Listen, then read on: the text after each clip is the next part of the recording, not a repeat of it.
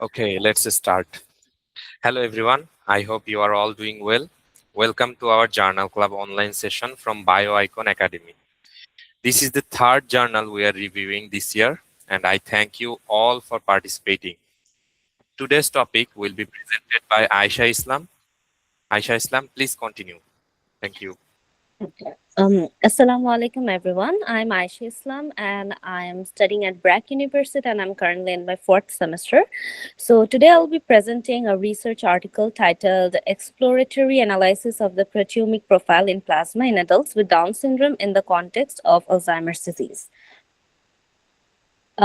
This presentation is based on work by Olivia Weigman and focuses on understanding how protein changes in blood can help us better understand Alzheimer's disease in individuals with Down syndrome. This is a very important topic because individuals with Down syndrome have a significantly higher risk of developing Alzheimer's, and it is often at an earlier age. Okay. So, to begin with some background, in Alzheimer's disease, the brain develops two major abnormal features, amyloid plaques and neurofibrillary tangles. These structures damage neurons and lead to a decline in memory, thinking ability, and almost everyday functioning. Now, in Down syndrome, individuals have 3 copies of chromosome 21 instead of 2. So, there are generally 2 copies.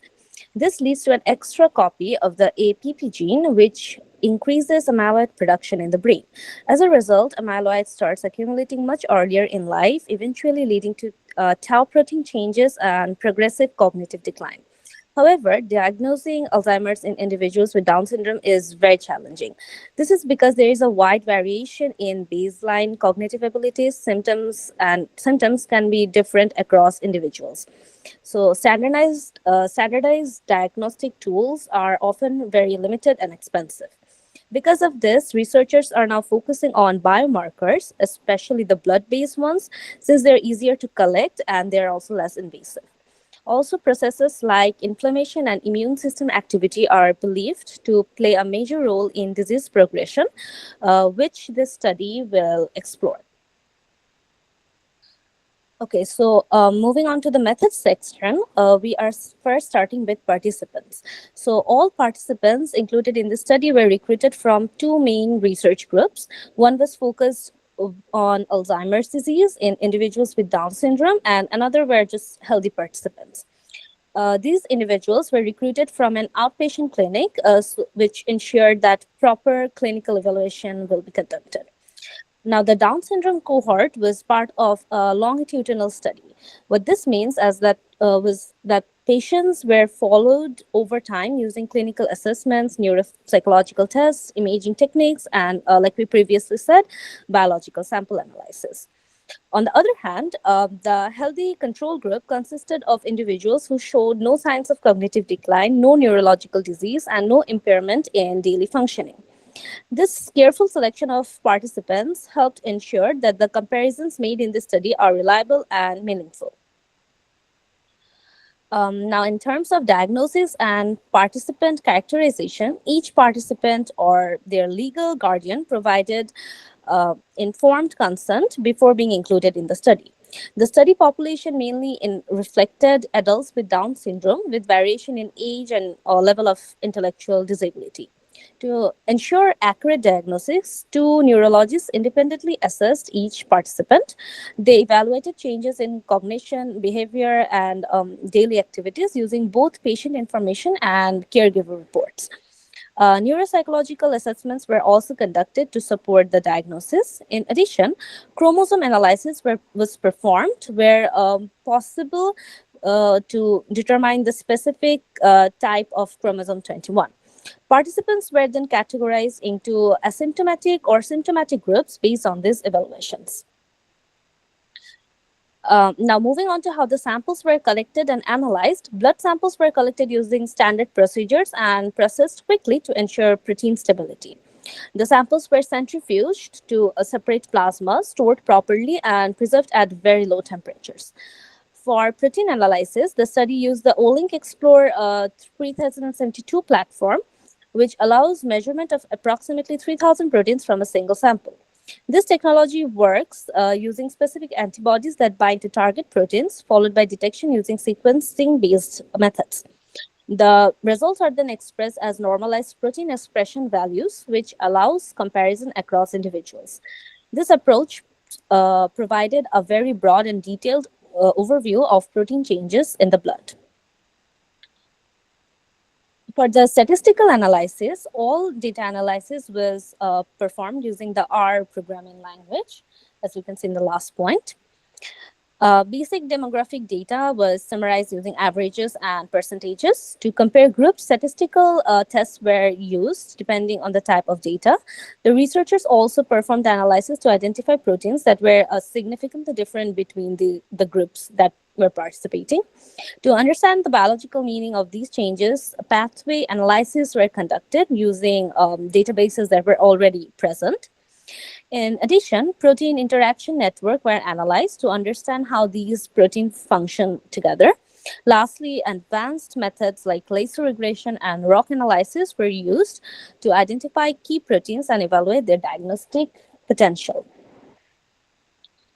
Now, moving on to the results, we'll start with demographics. The study included 73 adults with Down syndrome and 15 healthy control people. There were no significant differences in age or sex distribution between the overall groups. However, within the Down syndrome group, symptomatic individuals were significantly older than asymptomatic individuals. In addition, the symptomatic group performed significantly worse on cognitive assessments. This confirms that the classification into symptomatic and asymptomatic groups reflects actual differences in disease status. When looking at biological significance of the protein differences, the researchers found that several important pathways were affected. These included pathways related to immune response, cell signaling, and neuronal growth. At the same time, reduced protein levels were associated with pathways involving cell cycle regulation, DNA processing, and cellular maintenance. Protein-protein interaction analysis further grouped these proteins into networks. The largest network was strongly associated with immune system processes and signaling activity. Other clusters were linked to synaptic function and lipid metabolism in the body.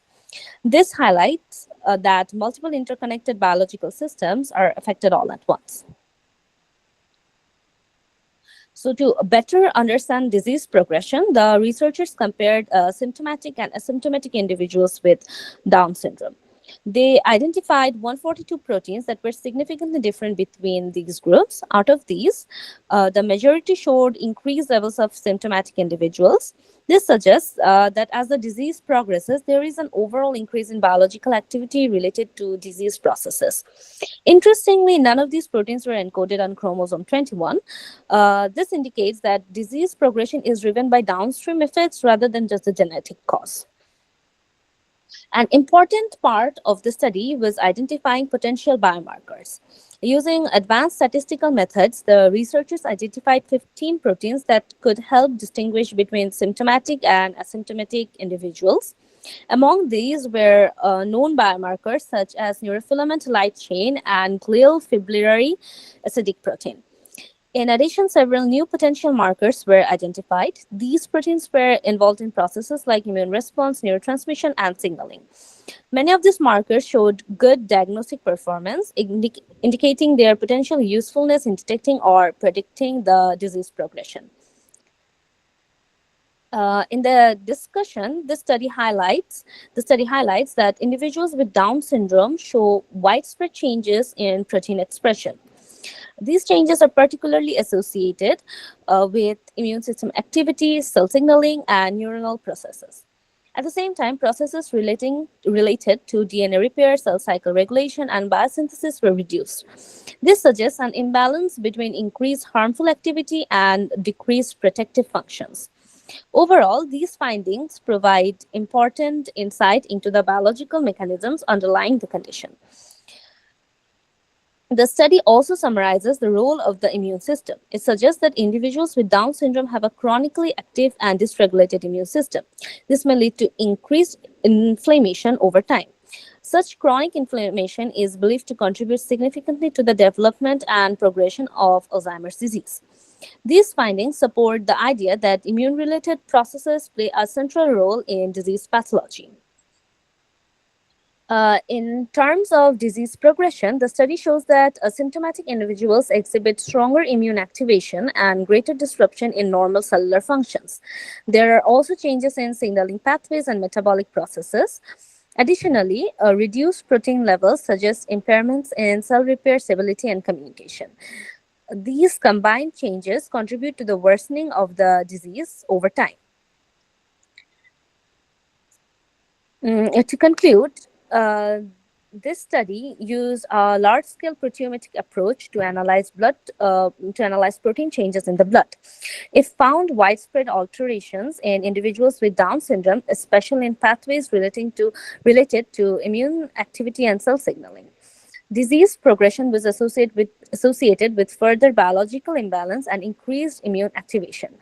The study also identified several biomarkers that could be useful for diagnosis and monitoring.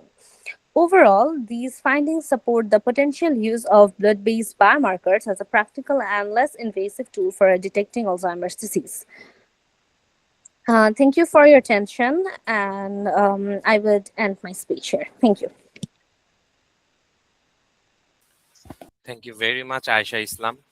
Uh, you can close your presentation so that I can share the journal now. So mainly this journal presents the exploratory analysis of proteomic profile in plasma in adults with Down syndrome in the context of Alzheimer disease. And Aisha Islam presented so nicely.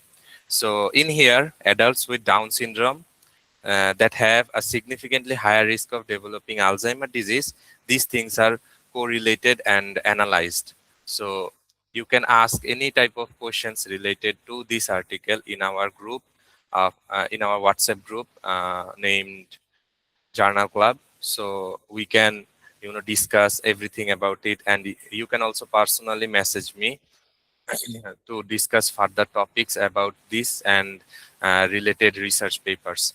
And we are also conducting research on similar this type for Down syndrome disease that will have a network analysis between Down syndrome diseases, all the causal genes of Down syndrome disease, and a drug repurposing analysis. So in here, the main theme was that this study identified novel plasma biomarkers for Alzheimer disease, and it confirmed that NFL and GFAP, these are strong diagnostic markers, and it highlighted the critical role of immune dysregulation and inflammation. These findings could help develop early diagnosis tools like non-invasive blood tests and possibly new therapeutic targets. So I think future research on this topic will validate these findings in large cohorts and conduct longitudinal studies and explore how these biomarkers can be used in clinical practice. So that's all from our side for today's journal session, and I hope you guys will continue to be helpful participants in our this platform. And also thank you very much for participating. I thank you all, and best of luck in your research career. We hope to meet you with all soon. Thank you.